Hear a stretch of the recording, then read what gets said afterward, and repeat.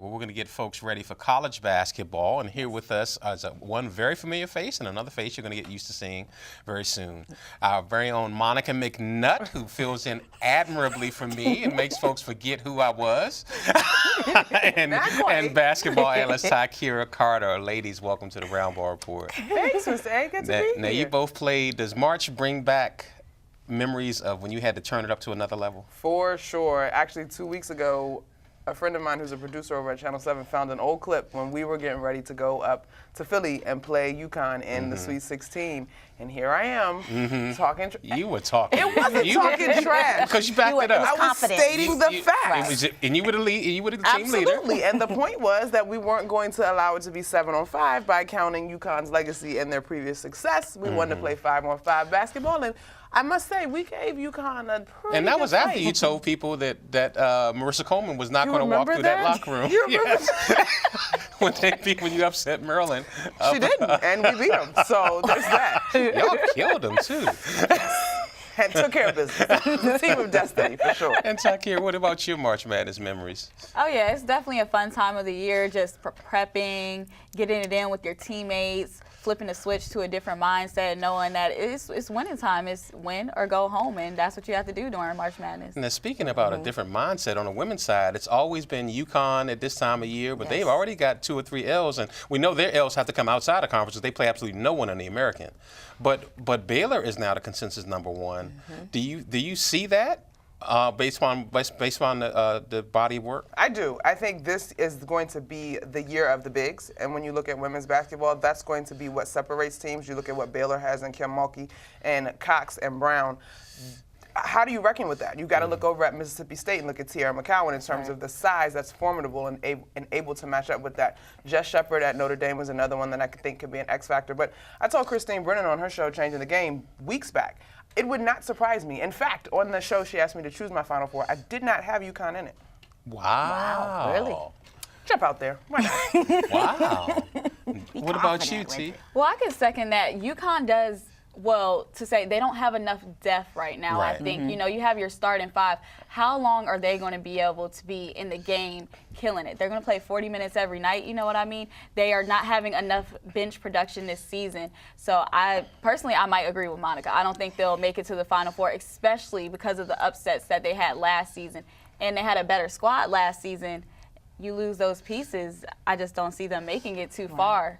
Right. And the ACC on the women's side has a chance to have potentially 3 #1 seeds when you throw Louisville into the mix. Louisville, Notre Dame having tremendous seasons. I believe they co-shared the title, or the regular season title this year, and then, of course, we'll see what happens when we get to the conference tournament. But Jeff Walz has been around for a long time. We remember him as an assistant to Brenda at Maryland, but even in the old configuration of the Big East, and Louisville was the team that my team got in a pregame tete-a-tete, we'll call it, and had the rule change where now you have to stay on your half of the court when you warm up as opposed to running laps. Troublemakers. But he's always Changing the they was on our side of the floor. And y'all weren't having it. Y'all weren't having it. Wasn't nothing about it. But Walz has always had Louisville in a position to challenge a contender and to be a contender. And I think this year, because we're seeing so much parity across the game, Asia Durr is just, what can you say about her? She's going to have a tremendous career at the next level. But this isn't the year where he has to battle the UConn of old. And so we've seen Louisville go toe-to-toe with Notre Dame, get a win over some of the teams that are ranked in that top 10 class alongside of them. So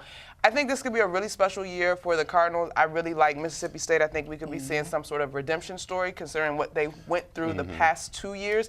I had them early on in the season against Texas. And Anriel Howard, to me, is an X factor on that team. And you've got guards like Jordan Danberry. They're so seasoned. How many folks can say, other than UConn, we've been to 2 national championship games in terms of the experience and what that teaches you? They've got this last chance to actually get it done. I think there's a sense of urgency, but I'm definitely expecting a national champion this year to have a big that really causes some problems on the floor. All right, that's the look at the ladies' side. And on the men's side of the house, your Hoyas are trying. They were coming into the Seton Hall game. They were in the first 4 out. And now, so that means that they've got a fighting chance. They've got DePaul to wrap up the regular season. Then they have to make some noise in the Big East tournament. I think they've got DePaul and then Providence to wrap it up. But You got to protect home. I mean, if you are trying to control your own destiny, you cannot afford to lose. Yeah, they've lost. Just as quickly as they were 4-4 out, the last 4 out, they were the last 4 in. Now, that bubble is very, very, very thin, but it would be a tremendous accomplishment for Patrick Ewing in his second year at the helm. And we know about the struggles in the NCAA tournament. My dear school has suffered. Yes. But it's just like Ty said, are they going to be able to flip the switch? Well, we've talked about Georgetown in a sense where they were never a bad team this season. They failed to have late game execution. Every game that I've watched them in, they've been in it and they've tugged and, they went to battle. But when it came down to it in the X's and O's part, that's the part where they lack. They have the pieces and Matt McClung and others, So I never thought Georgetown was bad. You see how fast they went to number 3 in the Big East. And at this point, it's going to come down to what team is executing and playing it smart. Right. I will say that in the victory over Villanova, granted Villanova didn't look like Villanova that we're accustomed to seeing. I think at that time they were ranked 17th. That was the first time to me where it felt like they were really putting it all together. You mentioned McClung, but James Akinjo had a fantastic game. Jesse Govan was clicking on all cylinders. I really like the freshman kid, Josh LeBlanc, who actually just picked up the last Rookie of the Week award in the Big East. They are a team to me that has to figure out who they are no matter who they're playing against. And the Big East this year has probably been, and that's my conference, I love it, but the weakest it's been in a while in terms of the amount of firepower in that conference. You've got Marquette and Villanova who are comfortably in, and then everybody else is sort of. Right. Because St. John's has some good wins, but they had some bad losses too. So maybe I would say St. John's is going to be in at an at-large, but that's not going to be a comfortable semi-close to your region. Like, they're going to have to go somewhere and battle it out. So I don't think that the Big East has done Georgetown favors, but in that same breath, that gives you all the more reason to be able to finish out the rest of the stretch. But is that where that weak pre-conference schedule is going to hurt them? I don't think at this point you can look but that far back and say whether it hurts you. In terms of quality victories, quality wins, I think it took them so long to turn a corner. I think those might have been L's anyway with this group that early on. Yeah. And the other big name team, Maryland, another team depending upon a lot of young talent. They had a disappointing week. They got spanked by Penn State and lost at home to Michigan, but they're solidly into the tournament. What's your thought on the job that Turgeon has done this year? Turgeon, we're so up and down on Turgeon. We're very hot and cold. This year, shout out to you, Coach Turgeon. Look at what you've been able to do. Maryland, to me, was a team that was a bit under the radar coming into this season. We remember last season, the moans and groans, the bumps in the road. We weren't sure what kind of talent he was going to return this year and then what they would look like as a unit. But I think to get through the Big Ten, which is arguably one of the tougher conferences on the men's side, they are not at the bottom of the conference. I mean, that speaks to what he's been able to do and the toughness that his players have.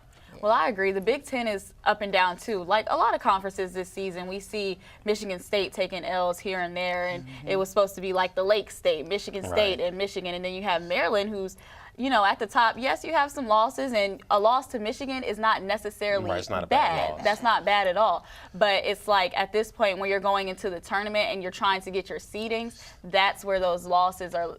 You have to kind of look back on it and say, okay, when we're trying to get a good seed, those are the wins that you need.